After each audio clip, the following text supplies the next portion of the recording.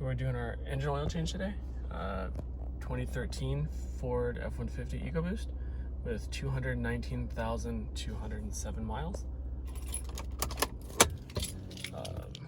So let's get started.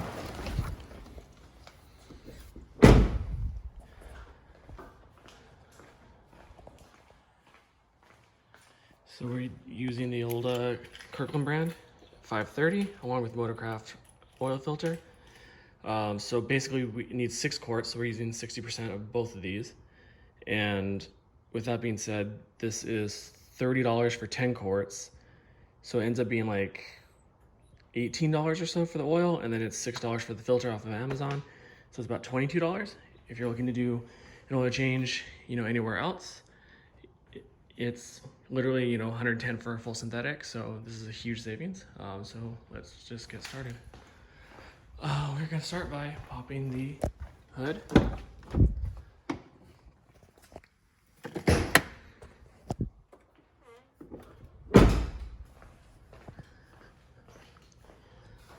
Hood latch release is at dead center.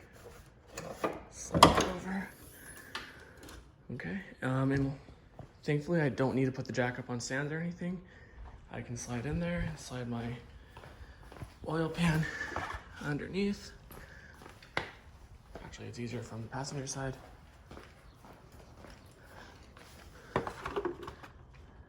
It's all covered in oil. Ignore that. And I also don't have the air dam that was forcefully removed by gravity and air. And I also don't have a drain bolt. I have a release valve. And that's honestly the best thing I've ever done to this truck. So first we're gonna start with flipping that little drain, making sure that we have this place so it doesn't go everywhere. The truck is semi-warm.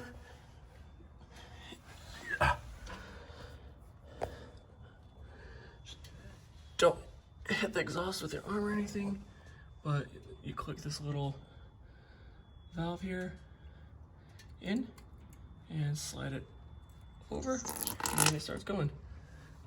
So that makes that simple. So no jacks, no removal of the air dam, and no bolt to remove. Super nice. Now, slide it on out.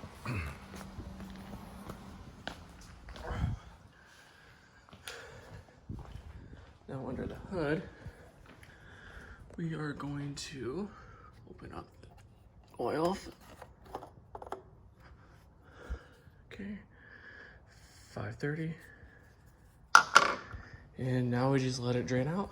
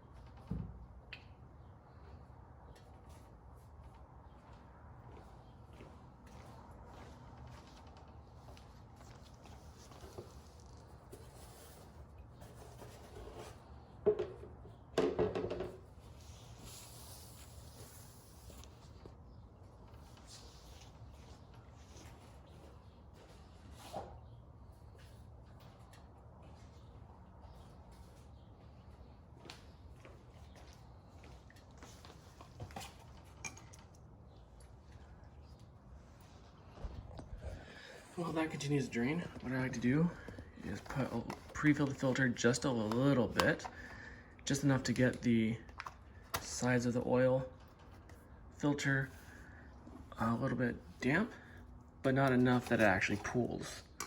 So, try to do this one-handed.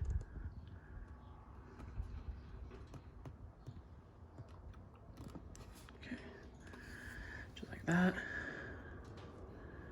Put some fresh oil on your oil seal. And you can see, hopefully in there, you can kind of see it sloshing around a little bit. But as you roll it, it'll actually get absorbed into the filter element. So when you put the oil filter on sideways, it's not going to leak out all over. So you can kind of see it in there.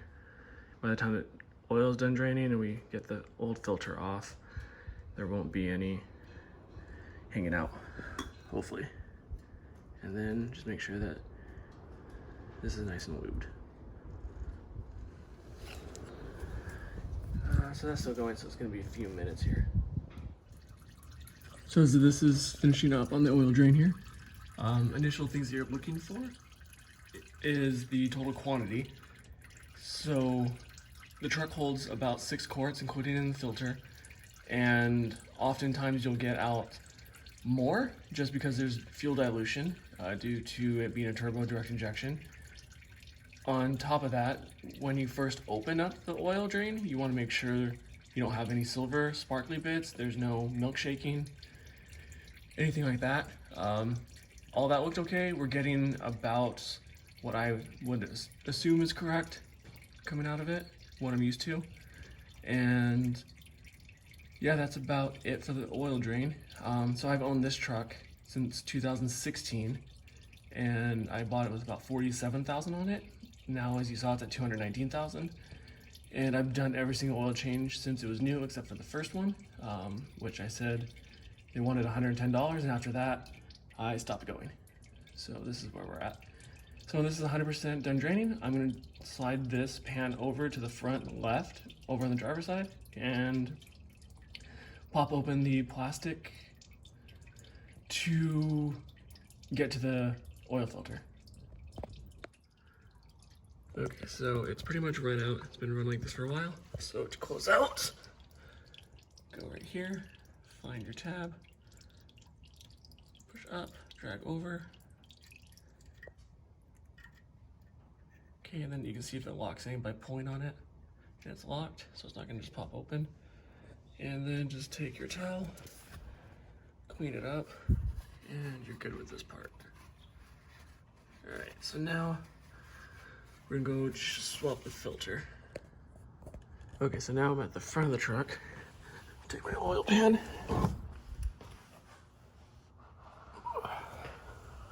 Pull it out here. And so there's multiple spots where the oil can drain out of. So you can see here in the skid plate, the little square hole.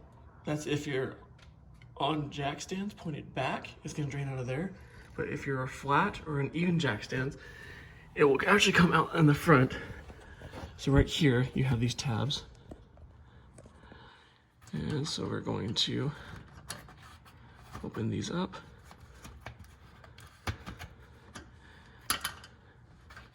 And I also end up pulling, this one off because it just gives me a little more working room. And it's been done so many times that it just kind of pops off. And this one here. So I can just move this completely out of the way. Okay. So now I just scoot this over because most of my oil will come out of here. I don't know if you can see it. There's a little bit of a funnel right there, and that's actually where it comes out of. So you reach up and into your engine bay here. I do it just a little bit to the side of the radiator hose, and you go up. It's about elbow deep, and you can feel the filter, and it is hot, and thankfully not super tight. Oh, that is hot. Yeah, I'm gonna go get gloves. Okay, so after you remove this thing, what you're gonna look for is this funnel right there is where the oil usually will drain from, the excess from the oil filter. You can see the hose for the lower radiator right here. So you reach up just on the right side of this, and you go up towards the motor. Once you're about elbow deep, you can actually start taking off the oil filter. Thankfully, this wasn't on super tight, and you can see the oil draining back here. So just slide that under, there we go.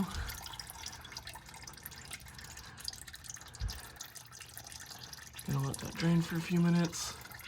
You can see the oil's walking out a little bit. Okay, now I'm gonna just take the oil filter off.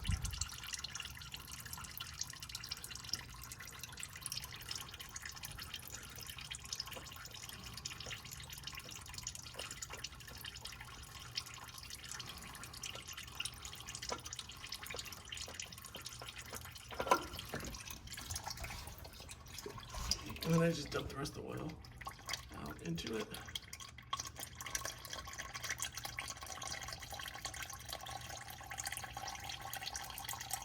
Get most of it out. And then I'll let that drain. Set this aside on a towel. And then I just wait for that to finish draining. Probably grab a couple of towels to clean that up in a second. But then now we take the new one and we respread the oil onto it. And I like to do this without a glove, so I'm gonna take this one off, the gardening glove. And we will see from there. Okay, so while that's still draining, it's basically done, it's just the last drips. We're gonna go in with the new one, so as you can see, there's no more oil kind of floating around in there, so I'm not gonna dump new oil. I re-oiled the gasket. The gasket came off the old one, so it's not stuck in there. So that's another thing to watch for. And now we're going in. And once again, this is to the right of the radiator hose. And then up and in, and you kind of just have to feel for it. There we go. And you can get an oil filter wrench in here if it's too tight and too hard to get off. But to go on, you go until it's starting to get tight, like right now. And then you go just hand tight plus a little bit. And that's, never had it leak from that. So right there is good. So now we got the new filter on. We got the oil drained. I'm gonna leave that there for now because it's probably gonna drip. It'll drip over the next day or so. And then we'll fill from the top here. So usually I use Pennzoil Platinum, but today, since I had this left over from a long time ago that I just found, this is what we're using. So get your funnel, place it in there, make sure there's dog hair in it, and then I just pour in the whole 5 quarts first.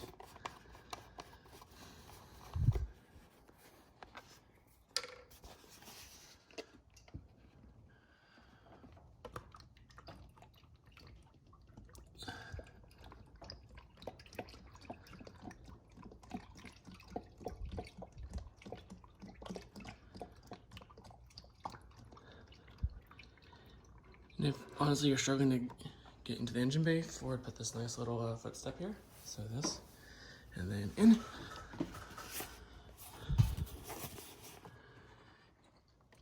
Much easier.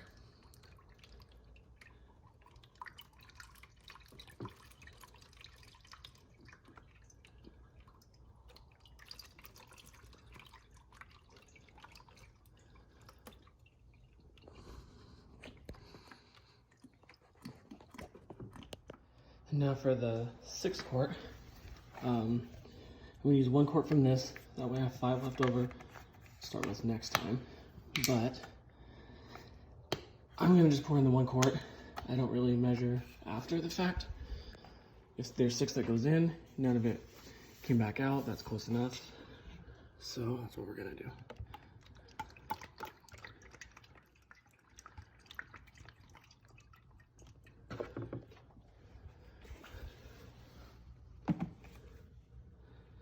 Seems like that's about a quart, a little bit more.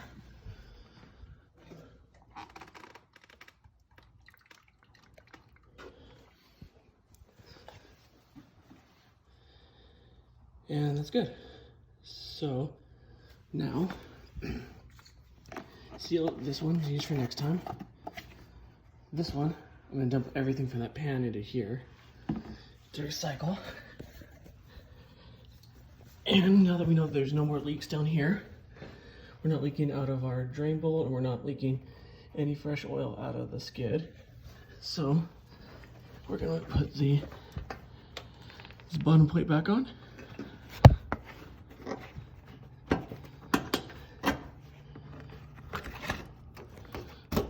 And these find their little home, go in, and kind of, you can go and just pull on them and see if they come back off.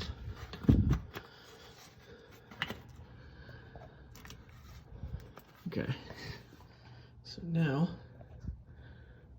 pull this out.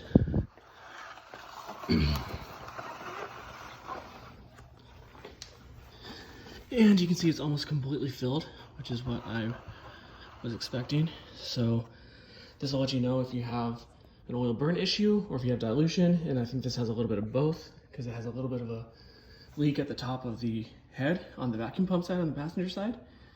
So I know it's burning some, but it's still coming out with close to 6 quarts, as you can see, meaning that there's some fuel dilution. So when you reset your computer, I reset mine to 70%, and I always change it whenever it's due. So that gets me about 5,000 miles roughly, 5 to 7,000, and it's been good so far, so I'm not going to change that. Maybe I'm one of the lucky ones. Okay, so now cap goes on.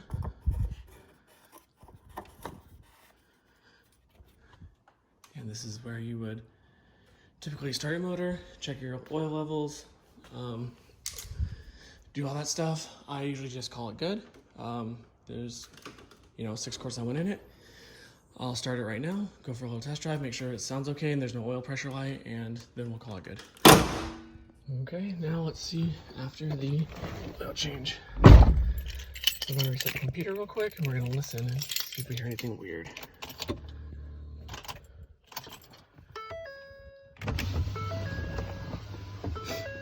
So change oil soon, okay.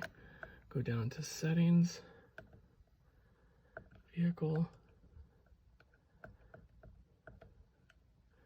oil life reset, set to 70, click to OK. Cool. Now let's start it up. And we're watching the top left gauge there. A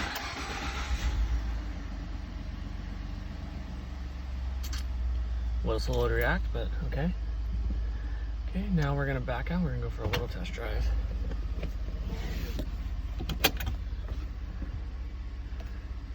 So initially you shouldn't hear your lifters anymore. So you don't hear that little click clack, and the turbo chatter also gets reduced greatly. This is what I've noticed from my experience with the EcoBoosts and any turbo from an EcoBoost. But maybe I'm the only one. So let's see here.